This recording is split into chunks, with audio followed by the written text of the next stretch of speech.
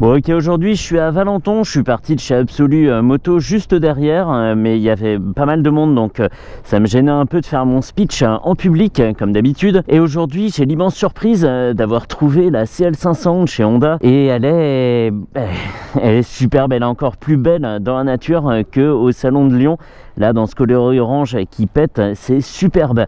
On va la détailler rapidement avant de vite prendre le guidon parce qu'elle me plaît déjà là pour les quelques mètres que j'ai fait. Il y a déjà des très bonnes choses. À l'avant on a une jante de 19 pouces avec un pneu de 110 de large. C'est pas une dimension hyper classique. Le pneu c'est un Dunlop Trailmax Mix Tour avec des petits crampons comme ça qui font 7 ou 8 mm de profondeur. Ça doit pas être bien méchant sur le mouillé. À l'avant donc on a un disque de 310 mm de diamètre avec un étrier Nissin 2 pistons. C'est étonnant de ne pas en trouver deux étant donné que depuis l'an dernier la CB500 a deux disques un petit peu plus petits que précédemment, mais elle en a quand même deux et sur une fourche traditionnelle. Le bloc, on le connaît, hein, c'est le bloc de la CB500. Il est nativement en A2 puisqu'il fait 46,6 chevaux à 8500 tours minute. Le couple, lui, est dispo à 6250 tours minute.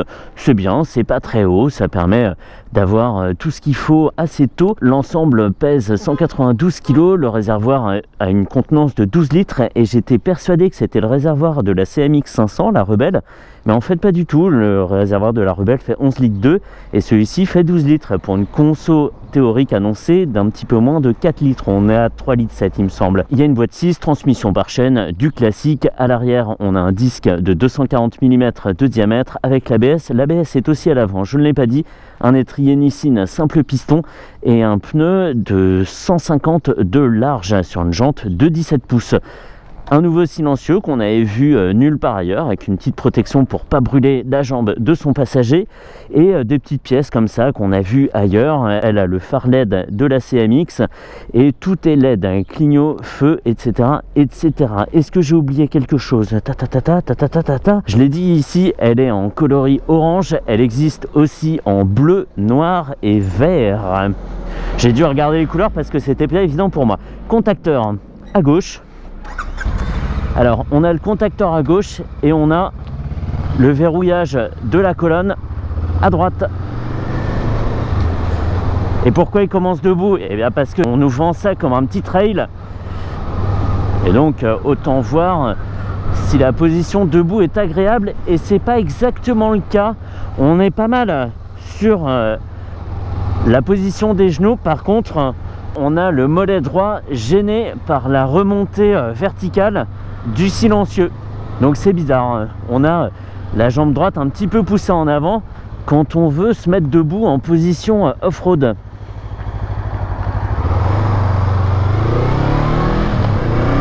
Du classique, hein, un afficheur cristaux liquide vert sur fond noir en demi-sphère avec dans la partie basse une jauge à essence, un compteur de vitesse en gros au milieu, au-dessus une horloge, un indicateur de rapport engagé. C'est très bien d'avoir fait l'effort parce que dépouiller ne veut pas dire qu'on met rien non plus comme information. On peut avoir un affichage dépouillé comme celui-ci mais complet, cela dit, donc ça c'est très bien. Et alors ce qui me fait marrer, je sais pas si c'est fait exprès, mais donc on a ce compteur rond et deux petits boutons de part et d'autre comme un chrono, un peu d'athlétisme, et on peut faire varier donc les informations trip A, trip B. C'est un bouton très sensible, même s'il est protégé par un caoutchouc, il est très sensible. Une conso instantanée ici tranquille, on n'est pas en charge, on est à peu près à 3 litres de conso et de l'autre côté c'est certainement pour remettre à zéro, je vais pas y toucher. Donc pas mal d'infos sur ce petit compteur qui pourrait avoir un contraste un petit peu plus élevé, notamment avec des conditions comme celle-ci, un grand soleil. C'est parfois un petit peu dur de lire étant donné que tout est noir et qu'on voit le reflet du conducteur dans la vitre. Donc les informations seront parfois un petit peu dures à saisir. Mais on va s'y habituer, hein. C'est aussi parce que j'ai un casque blanc et que je fais un reflet de dingue avec ma visière Iridium. C'est vrai que je me suis pas rendu service sur ce coup-là. Alors j'ai remarqué qu'elle avait tendance à pas mal pomper, notamment sur les freinages. La suspension se comprime pas mal et à l'arrière aussi c'est assez tendre. Et ça donne une moto qui est parfois un peu surprenante quand on l'emmène comme ça, si la route est un peu irrégulière et qu'on n'est pas parfaitement vertical, elle peut avoir tendance à être un peu surprenante, sachant que là on est sur un pur réglage d'usine. Donc peut-être suspension un petit peu molle, peut-être que j'ai un peu trop mangé pendant les vacances aussi, mais le confort n'en pâtit pas. On n'est pas sur une machine qui rebondit énormément, qui donne le mal de mer. C'est vraiment uniquement dans ce petit cas de figure où la machine n'est pas exactement verticale qu'on a un châssis qui se désunit un petit peu, une machine qui est plus aussi rigoureuse. Bon, ça se conduit quasiment par la pensée, hein, étant donné qu'on a un moteur très facile à comprendre, très facile à deviner dans son comportement. Et quand je dis que ça se conduit par la pensée, je pourrais aussi dire qu'on a l'impression de l'avoir conduite déjà depuis des années. Là, je pourrais tout à fait dire, et les gens qui me croisent le diront aussi, que c'est ma moto depuis super longtemps. Ah, vous savez, moi la CL500, ça fait 4 ans maintenant que je l'ai, hein. Ça fait déjà quelques années. Parce qu'en fait, voilà, le freinage, on lui fait confiance très vite. L'accélération est bonne, le comportement du moteur est limpide, je le dis, hein, à comprendre de fonctionnement, c'est vraiment très facile. C'est pas une moto sans surprise pour autant, hein, parce que si on veut cravacher, il n'y a pas de souci. La preuve. Ce qui manque, c'est un petit compte-tour sur ce compteur pour savoir à peu près où on en est du régime. Et il faudra travailler un peu son oreille pour savoir quand le coup de pied au cul est susceptible d'arriver. Il est à la hauteur des 46,6 chevaux, hein, évidemment, mais il y a ce petit côté double face que j'aime bien, qui a toujours été un peu là dans l'esprit des CB500. Et pour une fois, Honda a bien joué le coup sur les rétros. On a des rétros ronds, des branches épaisses, noir mat, et tout ça va très bien avec le reste de la machine. Ils ont vraiment bien assuré le design pour une machine au prix contenu de 7000 €. 7000 €. Ah ouais, je suis obligé de me le répéter. J'ai même été obligé de le lire plusieurs fois sur la fiche technique, parce que le prix est vraiment pas élevé. On a une moto neuve qu'on va chercher chez le concessionnaire, on a choisi la couleur, les petits accessoires, tout ça. On a la garantie pour vraiment pas très cher. Alors après on va dire, ah mais oui, chez Triumph, il y a la Street Twin, la Street Scrambler, tout ça, c'est pas comparable. C'est pas comparable, c'est des produits qui sont un petit peu plus qualitatifs, plus jolis dans les finitions et les équipements, mais c'est des motos qui décotent pas, et même en occasion elles sont difficilement touchables à moins de 8500 €. Donc voilà, ne comparons pas. Là à 7000 €, on a une machine qui est vraiment toute mignonne, toute neuve, toute belle, c'est la nôtre, on a tout choisi, et donc voilà, on peut se payer un petit bébé à 7000 $. Oh merci monsieur le Kangoo, c'est trop gentil. Faux filing.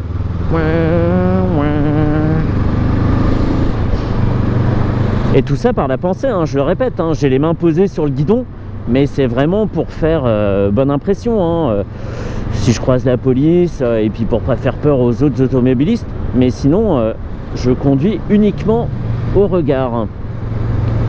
Oui, ça me fait aussi aller sur la bande d'arrêt d'urgence, oui je sais. Voilà, là par exemple c'était pas agréable, j'étais légèrement incliné, j'ai roulé sur une bouche d'égout, et la moto s'est comprimée, mais de façon un peu exagérée. Bref, donc je l'ai dit, hein, elle coûte 7000 €, cette petite machine bien sympathique. Et si vous vous demandez combien il faut rajouter pour être assuré pendant 1 an avec mon partenaire Honda Assurance, eh ben on va avoir la réponse maintenant.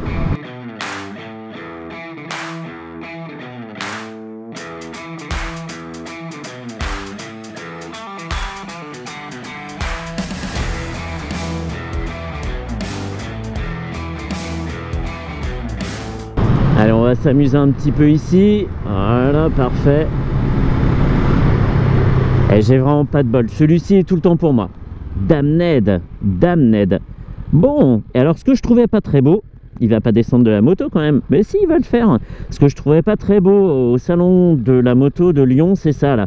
Toutes ces mises à l'air et ces trop-pleins, ces évacuations qui sont toutes regroupées. Ok, c'est cool, hein, l'intention est louable, mais elles sont toutes regroupées justement.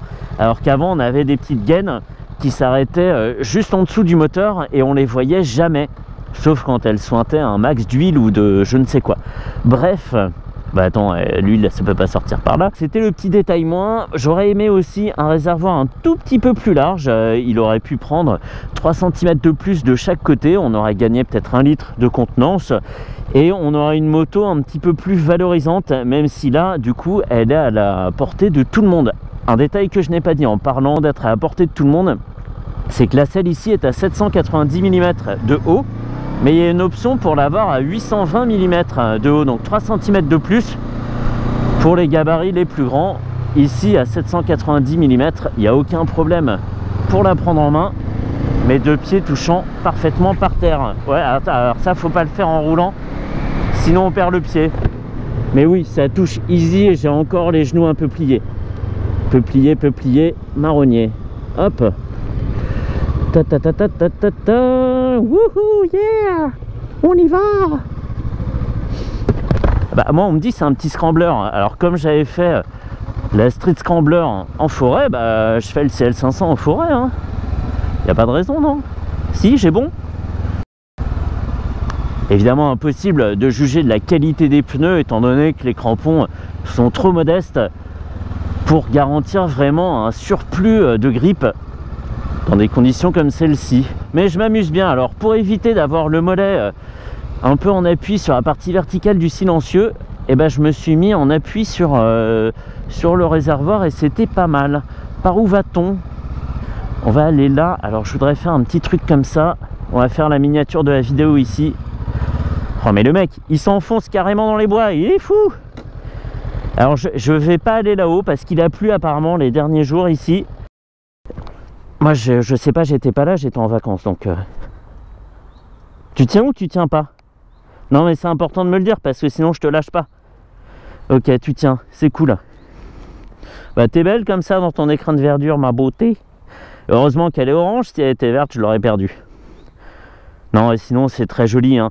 Il y a de la visserie, il y a des petites choses apparentes, mais globalement tout est bien caché et dans un format aussi réduit, aussi dépouillé, bah, c'est très fort. C'est pas tous les constructeurs qui y arrivent. Chez Yamaha notamment, on a des durées de refroidissement avec des T, des raccords, tout ça. C'est pas toujours très heureux le résultat. Mais bon, là, je suis très content et on voit ici le verrouillage de la direction. On dirait qu'elle est posée dans l'herbe alors qu'elle est bien sur la béquille, hein, je le jure. Petit silencieux, on dirait un canon le truc. Trop joli. Des petites pièces, du réemploi, mais du réemploi très bien fait. Et ils auraient tort de se priver parce que Triumph, par exemple, le fait tout le temps.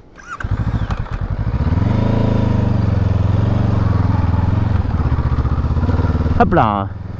Je dois avoir la classe. Ça doit être superbe à voir de l'extérieur. Hop là. Il y a bien un mec, hein. Oh, c'est pas grave. Pioup, pioup, pioup, pioup, pioup. Hop, pardon. Donc, si on résume, c'est un petit scrambler avec des pneus à mini crampons. Mais par contre, la position debout est pas très agréable à cause de silencieux qui remonte. Mais par contre, le look est bien là. La branche que je me suis pris à l'aller aussi, super. Bon, elle peut le faire. J'ai pas envie de cracher une moto toute neuve, donc on va pas trop pousser davantage. Par contre, on va pouvoir pousser un petit peu pour revenir à Valenton. Oh, je sens que les pneus sont gras. Et un grand merci à Nicolas pour le prêt de la machine. Vraiment, c'est super sympa et c'était vraiment une surprise. Moi, j'étais parti pour essayer une autre moto. Il m'a fait, bah si tu veux, il y a la CL500.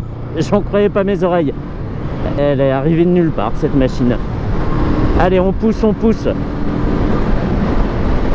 Ouais, il y a bien une petite pêche, bien en plus, bien placée parce que c'est sur une vitesse où on a besoin de ressources. Là, j'étais à 95-100 km/h en 6e et quand on tourne, en fait, ça repart bien.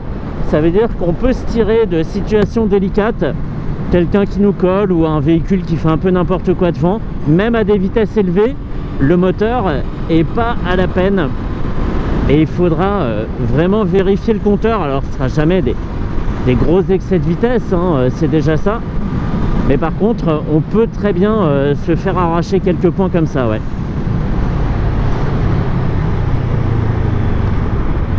Freinage serein, sans chichi, hein, on n'a pas un mordant exceptionnel.